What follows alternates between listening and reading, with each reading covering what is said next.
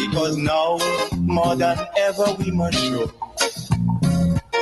discipline, tolerance, and production to build a strong and better nation. I say that is the main foundation. So come let us work hand in hand, because this is our land.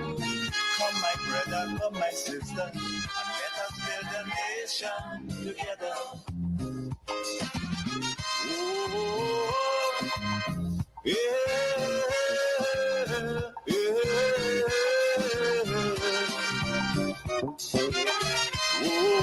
Come, my brother, come, my sister, and let us build a nation together. This is our moment to build and not to break or break down. It is our moment to transform this place we call home. We have a duty to do so. Come, my brother, come, my sister, and let us build Grenada, Carriacou, and Petite Martinique together. I want to welcome you to the Hub. Again, we have a unique opportunity to dialogue, to talk, using radio and social media to connect. I want to start off tonight by encouraging those on Facebook and YouTube to share the live. Sharing is caring. I want to say this. You often hear the NNP talk about the poor and the vulnerable. And they give people the impression that when they were in power, they did more for the poor and the vulnerable. That is the impression they give. And they would often condemn, criticize, say all manner of bad things about the NDC when it comes to the poor and the vulnerable. Because they want you to believe that the NDC has not done more than them. But here it is. The NNP was in power for 23 years and a half. The NDC has been in power for just 2 years and months. But they expect the NDC to work miracles and do what they were not able, as the NNP was not able to accomplish in 23 years and a half. But here it is. The NDC has done a lot for the poor and the vulnerable people in the country. And tonight I want you to document it. Write it down. Let's look at the poor and the vulnerable in the country. Because the NNP kept a lot of these people poor, dirt poor, and vulnerable for many, many years. And the majority of these people are NNP supporters. So, the NDC increased the Poor Relief Assistance Program. So people who are 65 years and older, they are receiving $500 every month. They no longer receive $300. They no longer receive $450. They are now receiving $500 every month. People with mental issues and disabilities and so on, they too are receiving $500 at the end of the month. The NDC increased the amount of money the Imani trainees are getting. they moved that to $1,200. Some of them used to get 700, some used to get 800, some used to get 900. They moved that to $1,200 per month. The NDC continued with all the social safety net programs, all the programs that the poor and vulnerable people depend on. They did not remove any of the programs. They did not cut any of the programs. In fact, they widened, expanded some of the programs. The school feeding program, for example, where certain people used to get it free and where certain people had to pay $1 or $3. Everybody now gets that free hot meal. And yes, I know the system is not perfect, but the how many thousand people? 13,000? I think it's about 13,000 students. I stand to be corrected, but I think it's about that. About 13,000 students benefit from that program every day, right? I think it's about 13,000, I like to put the facts on the table. Let me see something here. Yeah, I just like to put the facts on the table. Can't remember if it's 1,300 or 13,000. I more believe it's 13,000. But let me see here, right? Because that whole issue has been resolved. The whole issue of the school feeding program. They had some little problem. Education has ensured that the shortages experienced by some schools in the delivery of the school feeding program at the start of the Michaelmas school term are resolved. The school feeding program feeds up to 13,000 students daily in 106 primary and secondary schools across the nation. The program, which Right. was So that, previously $1 per yes. So that is what I wanted to get. The facts. And I have a very good memory. A very good memory. And I thank God for that. Because I would listen to these things days, sometimes weeks, sometimes months. And I can tell you word for word what was said, the exact thing that was said.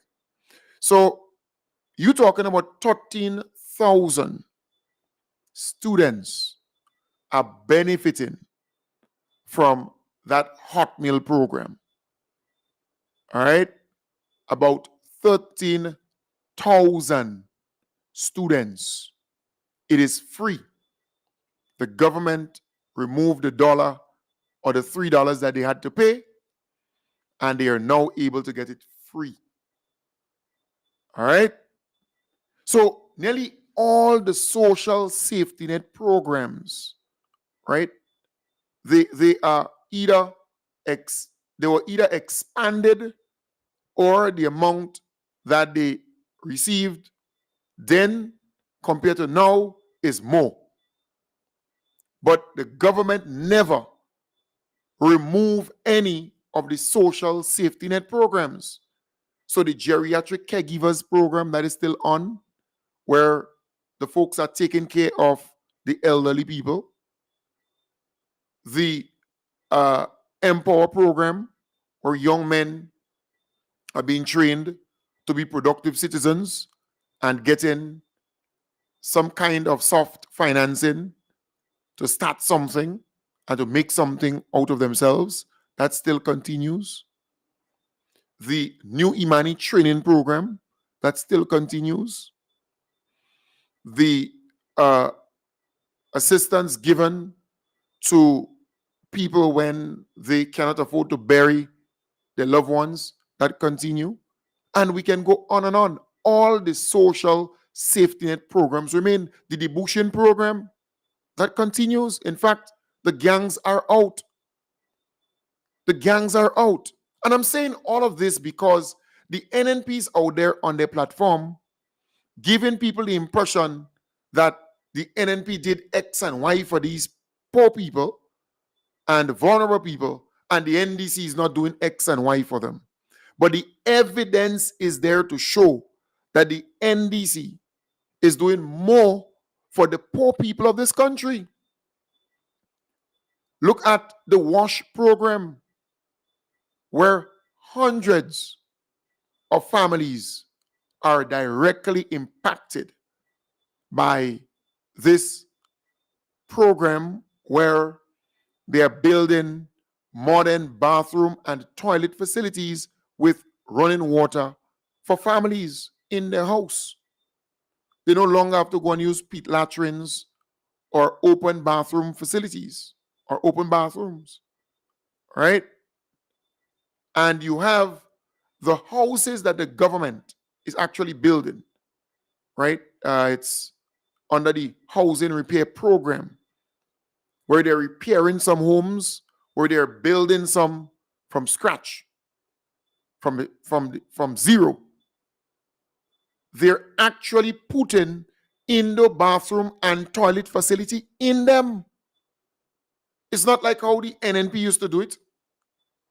They would build a wooden house and not put a bathroom and toilet in that wooden house.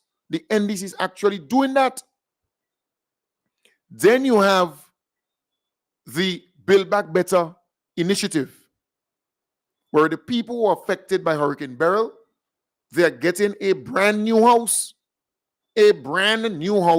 stronger and better, with bathroom and toilet, with electrical work done, with plumbing work done, well painted. That is what the NDC is doing. Helping our people. Helping our people. Look at the CES program, for example. $15.1 million injected into small and medium-sized businesses. Small and medium-sized businesses. It's amazing, right? Where they got up to $30,000 in grant support. Not loan, grant support. And that's important. Very, very important. Then you saw the increase given to public workers. 13% increase with fringe benefits. They didn't have to march in the streets for it. They didn't have to demonstrate and protest for it. They got that under the NDC. The people who retired and they had to match in the streets for their pension, the NDC paid them their pension and their gratuity and continue to pay them their pension every month. A sum of $75.1 million went directly to the pensioners. That's a lot of money. A lot of money. But the NDC cares about the people of this country. You have new schools being built. You have schools being refurbished. You have police stations being refurbished, repaired, reconditioned. You have medical stations refurbished and upgraded. You have community centers refurbished and upgraded. You have playing fields upgraded. They lit a number of playing fields, basketball courts, tennis courts. You look at the farmers, they got $19.1 or so million only recently. The fishers, the farmers, the CMOS farmers, the beekeepers, they got assistance. Some got direct cash in hand. This is a government that cares about our people. Look at the amount of people who are getting material assistance, left, right, and center. Concrete roads are being constructed. Drains are being constructed. The asphalt team, they are doing their work. Sometimes when rain falls, some areas will get bad. But they are working. They are working. Maybe they need to work faster. This government is not doing enough.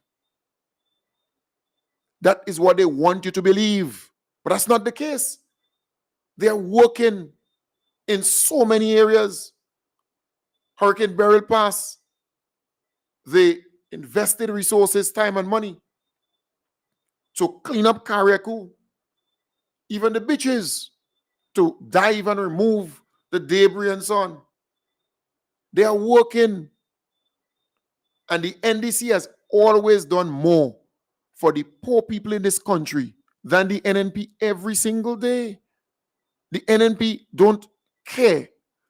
The new National Party administration, they never cared about the poor people of this country. That is why you had some 8,715 or so people still using pit latrines after the NNP lost the election. When they were removed from office, look at the amount of people who are using pit latrines and so on.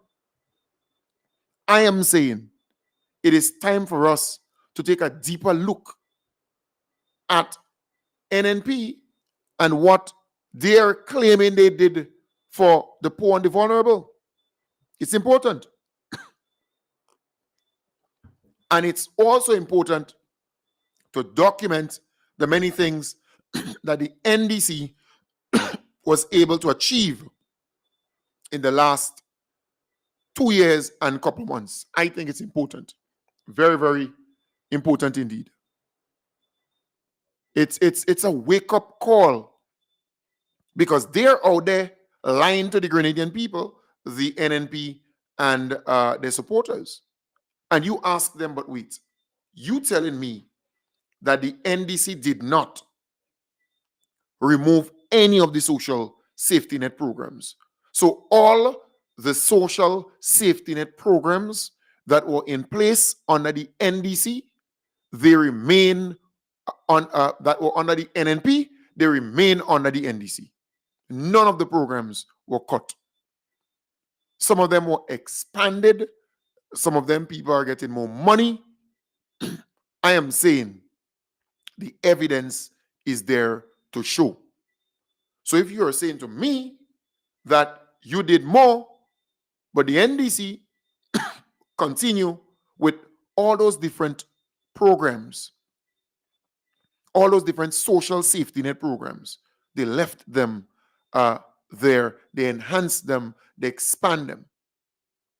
Plus, they have added some new programs. The Build Back Better initiative. That's a new program. Yes, we know Beryl came and that prompted government to roll out such a program. But it's a very good program. The WASH program, a very good program, right? The spice replanting program, a very good program.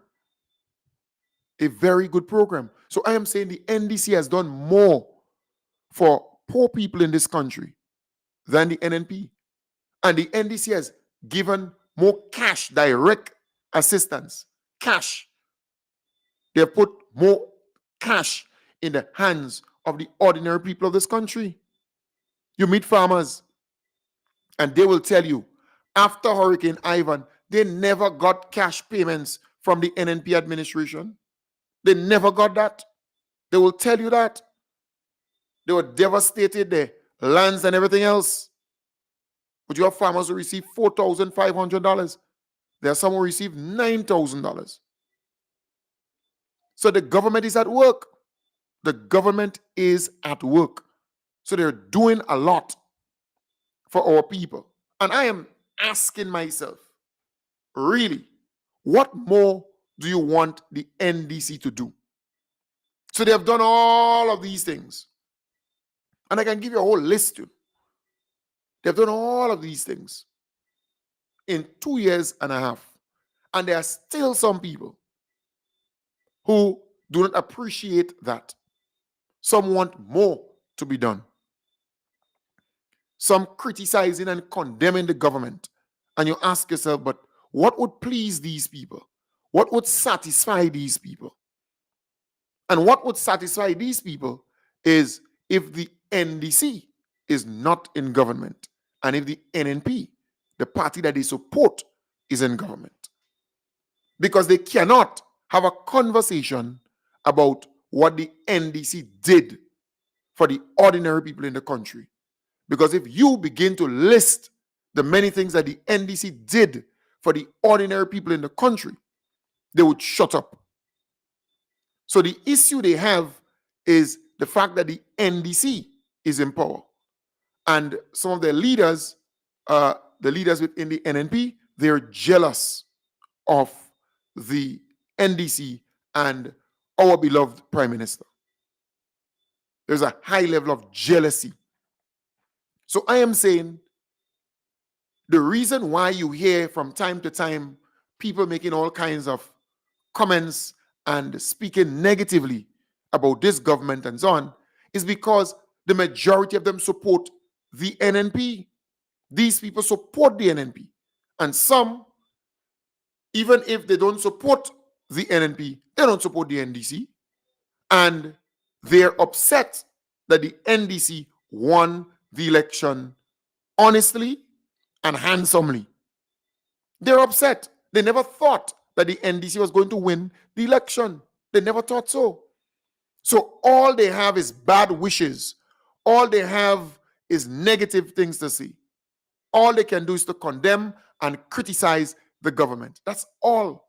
But when you corner them with facts, just put the facts on the table and they will pee themselves. Because the majority of them that talk, they do not have the facts to substantiate it, to back it up. Just put the facts on the table. Because you can show that this government has done more for the poor and ordinary people in this country than the NNP administration, than the New National Party administration. The evidence is there to show that the NDC, under our beloved Prime Minister, the most Honorable Deacon Mitchell, they have done more for the poor set of people in the country. Look at the amount of houses they are building. Look at the amount of assistance they are giving to people to repair their homes and fix their houses and so on. Look at the amount. But people often say ungratefulness is worse than obeah. It is a bad thing to be ungrateful. Because you see, this government has done a lot for the working people of the country. I can list so many things that this government has done for them. The pension payment, that's top of the list. The dock salaries that they gave them back. The 13% increase and all the fringe benefits. The money paid to the TAMCC workers.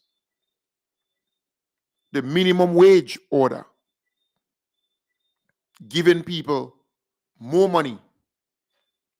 Increasing their salary. That's big.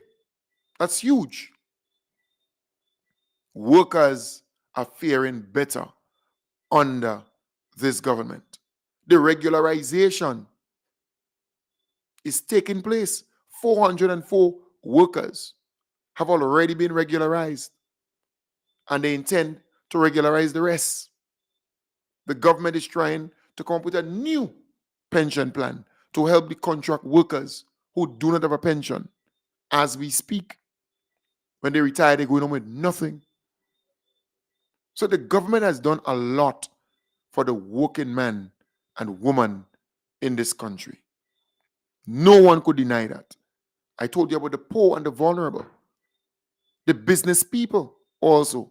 Beryl affected the businesses in Carriacou, P.T. Martinique and St. Mark and so on, and St. Patrick. They have access to $25 million. $25 million in the Grenada Development Bank. The CES program that they rolled out, $15.1 million.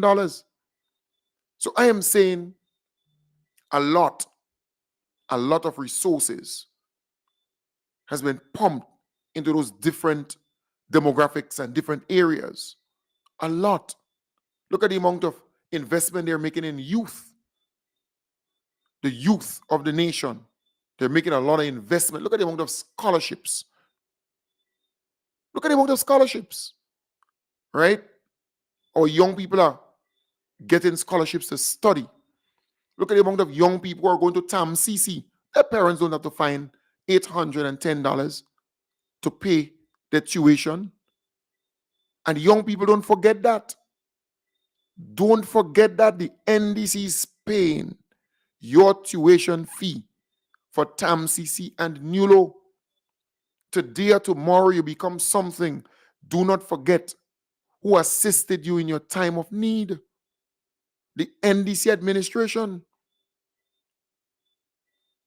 They continue to demonstrate that they care and that they love you, the young people of Grenada, Carriacou, and PT Martinique. So the NNP, they're on their platform, giving people this false idea and impression that they did so much, right? The NNP, that they did so much for the poor people and the vulnerable people and so on. No.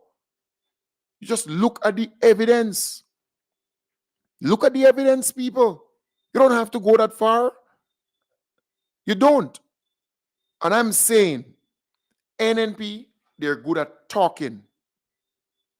And some people get caught up. Some people start believing their lies because they repeat it over and over and over again. And I want to say further, at those zonal meetings that the NNP is having, they are bossing people from nearly all the constituencies. And some of their supporters are leaving other constituencies and going to those meetings, following those meetings. So you may see 50 or 60 people in a hall, or 100 people in a hall, in a room, or 120, 150 people in a room, and you think that's a lot of people from that constituency. That's not the case.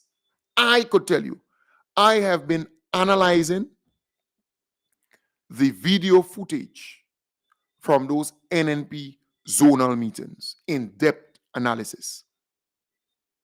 And I can tell you, the majority of these meetings, they boss these people to the meetings, and they're the same people you're seeing at those meetings. So they're not growing in numbers. The same people they bring to all the meetings. So there is no need to be concerned.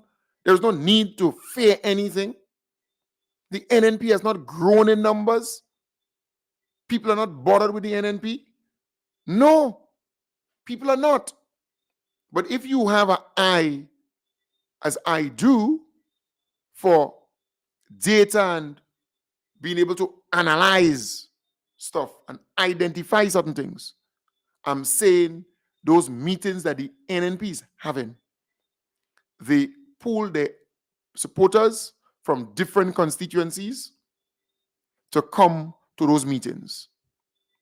I saw in the Tivoli meeting, there are people from St. John, people from St. David, people from St. George, right? One or two of their supporters who are there in that meeting.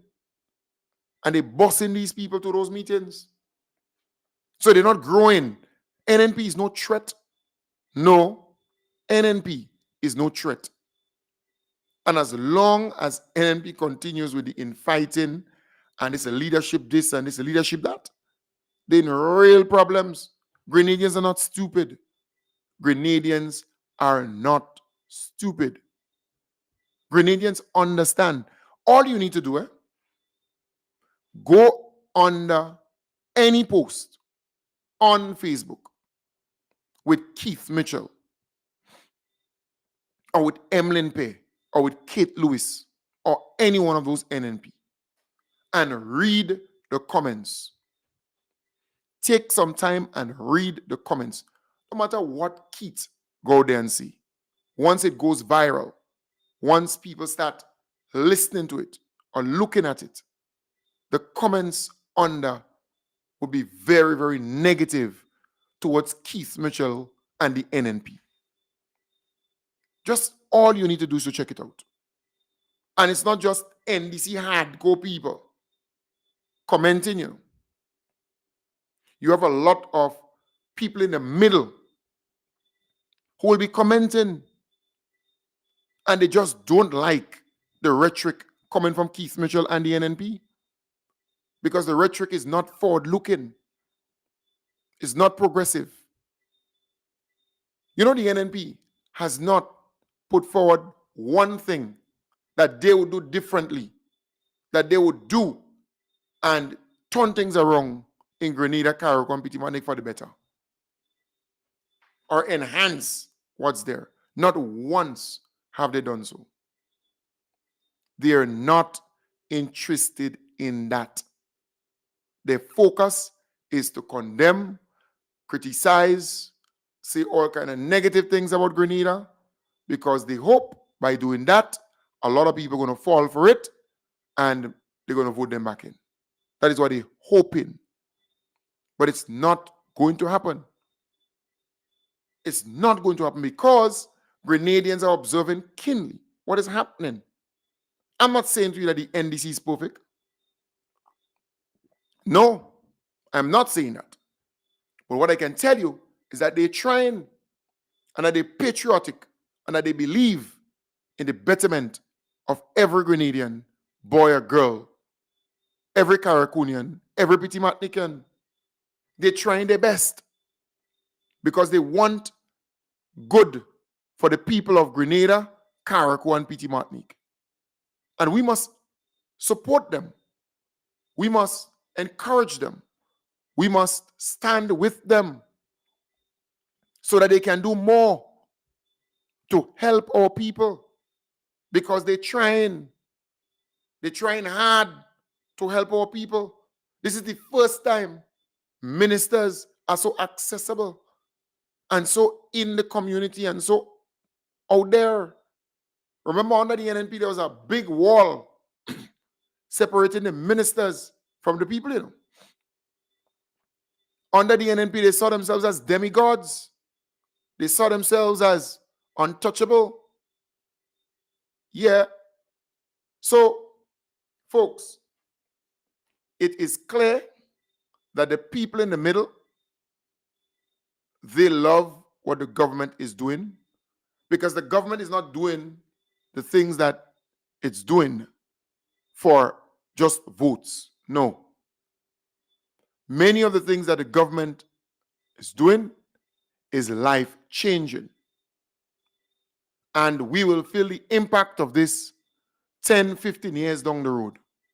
Yes, we feel the impact now, but it will be greater 10, 15 years down the road. And that is what a government is supposed to do. Short-term, medium, and long-term planning. So I want to commend the government for that. They have more work to do, but they need our support. We need to stand with them, because the NNP is becoming more and more desperate, and they're investing a lot in PR, because they believe by being out there with their lies and their concoctions and their stories and their tales, that people are going to fall for it. But little do they know, the majority of Grenadians experience Keith Mitchell and the NNP wrath. The bad management, the way they run the country, and the things that they did. And people haven't forgotten them. No. People know what they did to this country and how this country was negatively affected by these people. So there's no way people are going to just forget that and allow them to just roll back in. No, no.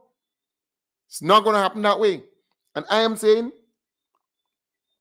we have a duty to educate the young, educate our people, so that they would have a greater appreciation for what this government is doing. You have to tell them what we experienced in the past and how it affected even people's psyche, much less, the whole being. So we need to do a lot more to educate our people. That's important. Very, very important. And today, our beloved Prime Minister was on the GBN program with Innocent, my good pal. And a caller called in to say, yes, Mr. PM, You're representing us well. We applaud you. You are doing a fantastic job, but we want to see some town hall meetings.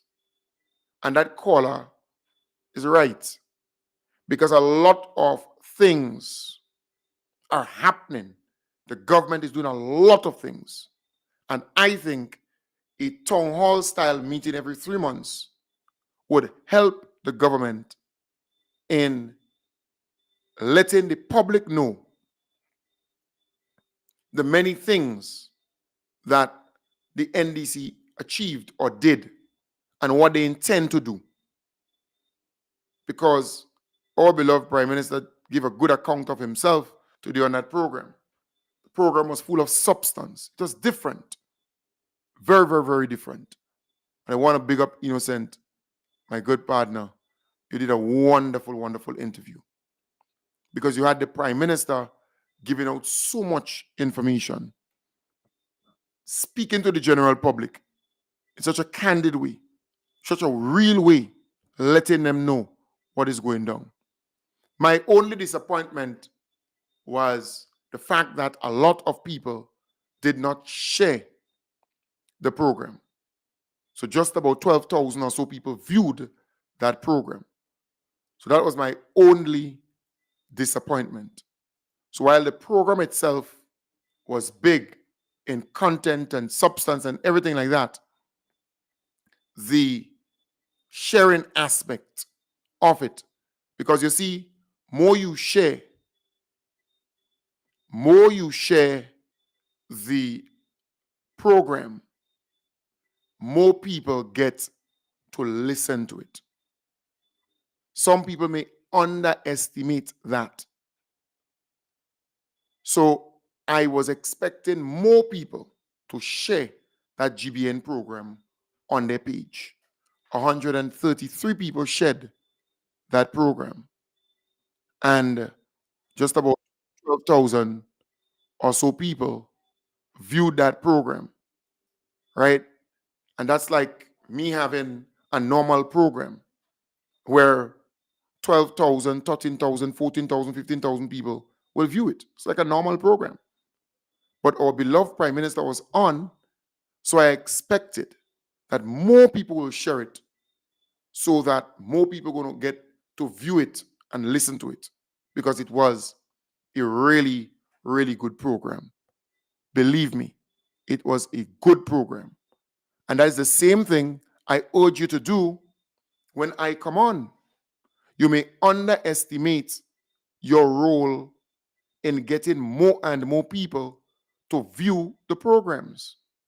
So you personally might be viewing the program because somebody shared the program, and you click and you're viewing, and you'll go back tomorrow and view again, and the other day and the other day. And you love the program. You love what is being discussed. But if you share that program, there will be more like you who will get to discover the program, and who would like the program, and who would continue to come back, and who would promote the government and promote the NDC. So do not underestimate your role in sharing those programs. There's some really good interviews, some really good programs that you can share, and it will eventually help the NDC in the upcoming general elections. Because there are people who discovered this program and they never stop coming back to listen, to follow what is going down. But you have to share the program. Same thing with the interview this morning on GBN. Share it. It will help the NDC in a big way to get the message out.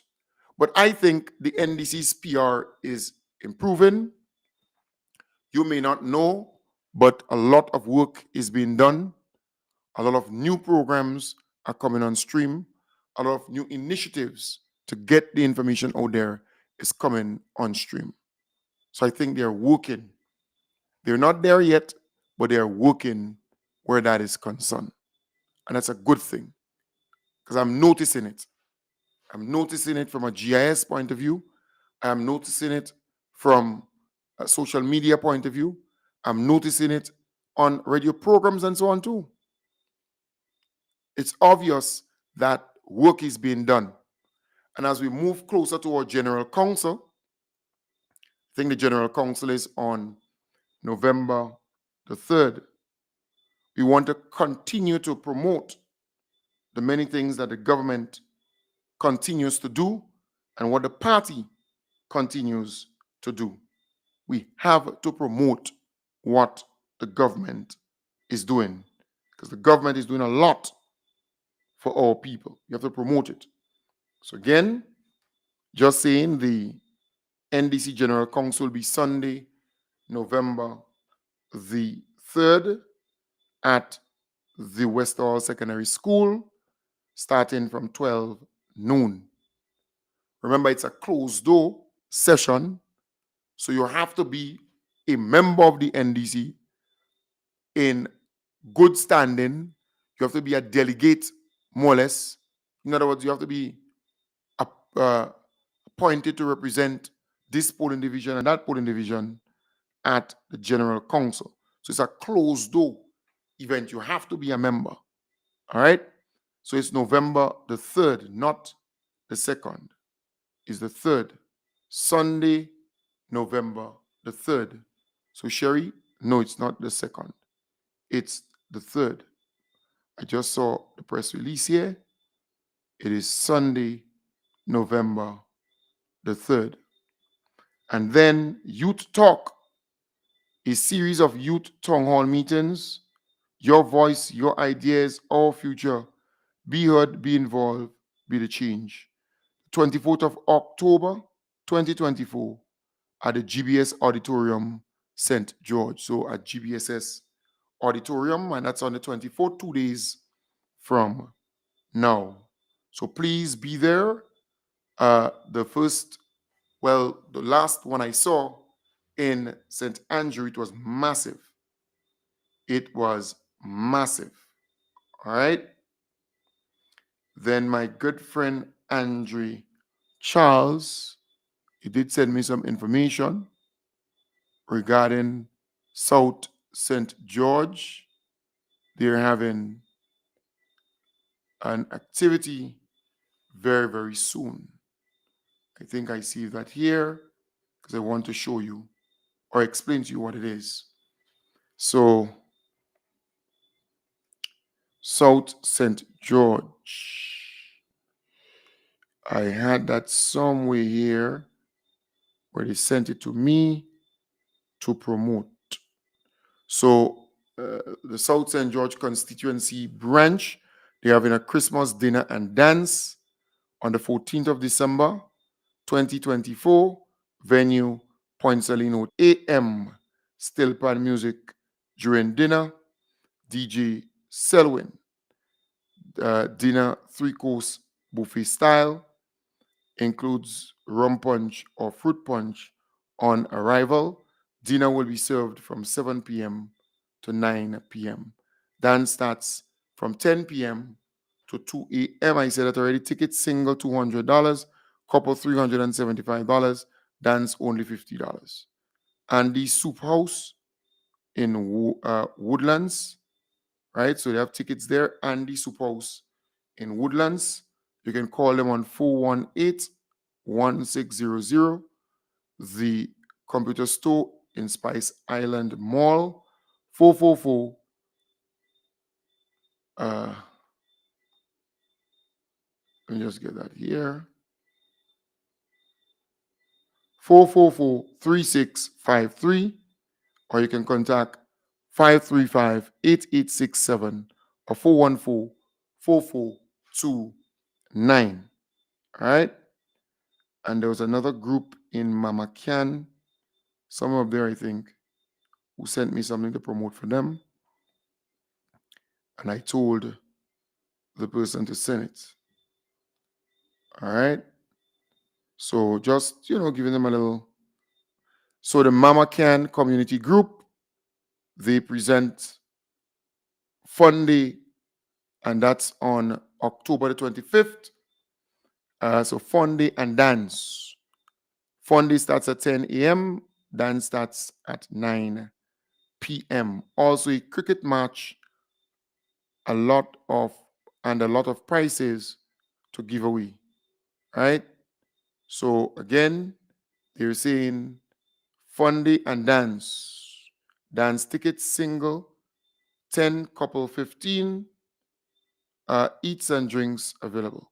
Music by popular DJ, and that's again coming from the Mama Can community group. All right? So support them. I'm not seeing a number there that you can call, but if you want to know more, call 537 7491. 537 7491. All right, let me just look and see. Somebody else sent me something. I'm looking for it. Somebody else sent me something, but I'm not able to find that at this point in time. All right. But again, let us support all the events and activities, every single one, because at the end of the day, once they're successful, we will be successful in the short term, medium term, and long term. I want to play a little piece of our beloved Prime Minister here because I think it is important to highlight that. All right, he did a really good interview on the Heartbeat program some time back. He did a really good interview there. So I'm looking for that so I can play that for you. All right. Let me just get that and I will play that for you because I thought it's important to feature that. All right. Nice. A number of people asked me to send it for them, but it's a little long, so I'm unable to do so.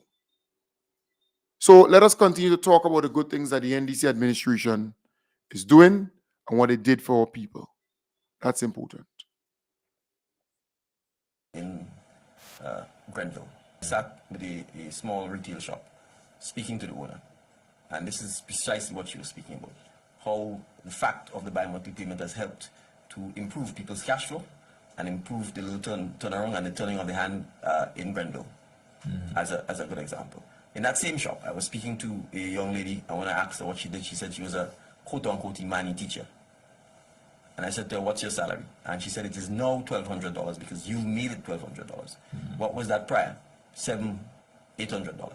That's a 1/3 increase, right? And even then I said to her, you know what, if you're a teacher and you're making $1,200 and I was your student, I'd have a hard time because I'd say to you, miss, I might have to go and hustle. I'm not so sure that I'd be prepared to work for that. And the point I'm making here is that this is what we have done to our citizens. And I'm saying we here as in governments past, by masking what we call a training program for, in effect, the supply of cheap labor for a prolonged period and disadvantage our citizens and disadvantage our economy. Because if you don't have spending power, then the economy will not grow. If people don't have money to buy things, to make things, to do things, the economy will not grow. So the fact is, this is just one of a number of steps that we're going to have to take over a long period of time to correct the bad economic policies, because that's a bad economic policy, in addition to the fact that socially, it is not social justice. It is not working justice. If you have a training program, once the training is completed, people should go into the job market and earn market rates, not drag on the training program for years and years and years to then suppress people's wage rates. And then remember, people are not going to be stuck at 19. They go from 19 to 30. They get pregnant, they start raising families, and then they're raising them on trainee salaries. Right? So these are not issues we are going to be able to solve overnight. I mean, we've taken incremental steps by addressing the minimum wage. For example, we're taking incremental steps by addressing issues like the pensions. Right? We are going to take incremental steps by ensuring that people don't have these contracts where they have these fixed terms of 1 year, 1 year, 1 year, and you have to constantly renew them and so on. But these things are going to take time. We are working on them. We want to make sure that the right architecture is in place, the right infrastructure is in place for the smooth transitioning. We are hoping to bring the legislation to Parliament to create the new pension plan so that it goes into effect on the 1st of October. And then going forward, it means all of the contracted employees and so on would have the opportunity to be on this pension plan, would have the job security that allows them to go to a bank and get a loan without these 1 year contracts at the end of it. So But we all have to manage the economy prudently. We have to manage the government's fiscal situation prudently as well. Hence the reason for making sure that we understand the implications of the decisions that we are making. But I can tell you, there are many persons. If you were at the town hall in Grenville, and this is what I mean about hope, you would have heard a retired cook in a school talk about how proud she was of the fact that even though she may not have benefited from it, that her sister, brother, and brothers and sister cooks in school will now benefit from the increase in the minimum wage, right? When these persons retire, they're not on a pension scheme, right? They get $200 or $300 a month from the government. We've increased that to $500, right? Because what happens is that these people, after feeding our children for 20 and 30 years by cooking for them in schools, go out at their most vulnerable age, senior citizens, oftentimes with significant medical bills, and then they go from whatever the minimal wage they're already earning as a cook, they then go out into the community and then they're getting $200 or $300, right? And how are they going to live on that? They then come right back to the government social programs, right? So it's a vicious cycle that we've created by not ensuring that we can at least have pension plans so that when they retire, they have their pension and that they can spend the money back into the economy, and that you don't have larger and larger numbers of people going on the government social welfare system, which again is paid for by taxpayers, right? But you see, if all you see people as is a vote, as a transaction, then you will grow such a system, because in the end it makes everybody in the country, it impoverishes the country, and it makes everybody dependent on the government social welfare system. And if you depend on the government social welfare system, you know what that means. You can manipulate them by saying, if you want to be on that system, you have to vote for them. Absolutely. Right? And that is how they've created the reservoir of votes to have kept them in power for several decades, frankly. And it's going to be a hard thing to break, but we are determined to begin to lay the foundations for making sure that we can break this over time and explain to our citizens, you're not going to become wealthy. Well, wealthy is probably too ambitious. You're not even going to be able to take care of yourselves and your family if you're on the government social safety net and welfare programs. Exactly. So, having expressed all of this, the claim of a previous party who states that they are the champion for the poor and the workers, therefore cannot hold any water anymore. It never held water. I think the problem, so the problem I think from a National Democratic Congress perspective is that we have not championed how this party came into being. So let me just make this clear. The National Democratic Congress was formed by people like George Brizan and Dr. Alexis because Keith Mitchell and Howard Blease decided they were going to sack and retrench public workers. Yep. And on principle, they disagreed with the approach to solving the government. And that is the birth of the NDC. So the NDC is a working class, pro-working class, pro the improvement of working class, and it has always been. And if you look at all of the initiatives that we've taken since forming the government, it is all about workers.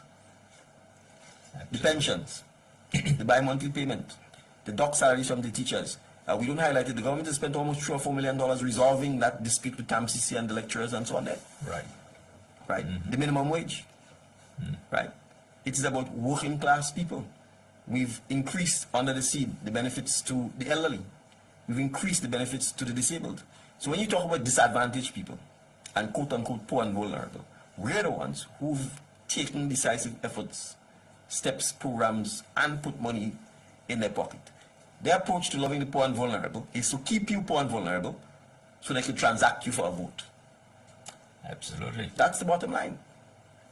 Right? So we have to understand that. And if we don't understand that, and you can check the history of various things that are anti-workers, right? And you will appreciate that reality. Who've poached union leaders to come into politics so that you can then dismantle the unions and the strength of the unions? Not the National Democratic Congress. Indeed. Right? Who've gotten union leaders to sacrifice their principles over the altar of politics? And when they walk into a labor union, a labor day, they're being booed. Not the National Democratic Congress. So I want workers of this country to make sure they study, read, and observe the behaviors of people who tell you they care about workers and the working class. Do they come and associate with you? Do they face the fire at Labor Day and come and take the criticism or take the compliments? Do they show up in person? Do they attend your activities? People may not know that when I joined the National Democratic Congress, I invited various union leaders to meet with me. Not one of them met. Not one of them met with me. Because either they're afraid of NNP or they're afraid of this or they're afraid of that. They didn't have the courage. Within 2 weeks of forming the government, it was union leaders who were meeting with me in the cabinet office, where we announced to them that this was no election gimmick and that we would be paying the pensions and that we intended to do so by November. And that we were paying all of the back pay. Right? So I want to say something about this. And it's important for us Grenadians to understand. We need to learn to observe, we need to pay attention, and we need to be honest with ourselves about the people who actually care about the citizens of Grenada and those who just in it for the limelight or for our vote or for mamagism or whatever it is. If there are challenges, we will come to the workers and explain the challenges. Life isn't black and white. But we have made good on our commitments to the workers. We intend to continue making good our commitments to the workers. And I will end by commending the workers because I think the workers appreciate, understand, and acknowledge that. And that's why I think we had the record time within which we were able to sign off on the respective trade union agreements for salary increases and other fringe benefits for the workers with no fanfare, no demonstration, no teachers walking up and down in the hot sun, because we were honest.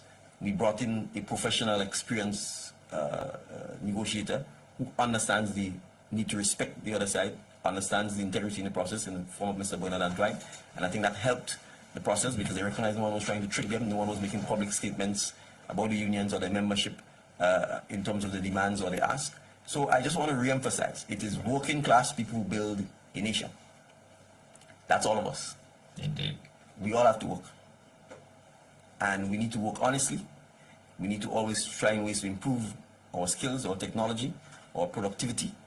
And we need to also make sure that people are fairly compensated for that. And that crucially, build a system over time, because it's not a stroke of a pen, that allows workers when they retire, that they have adequate income that they can continue living on.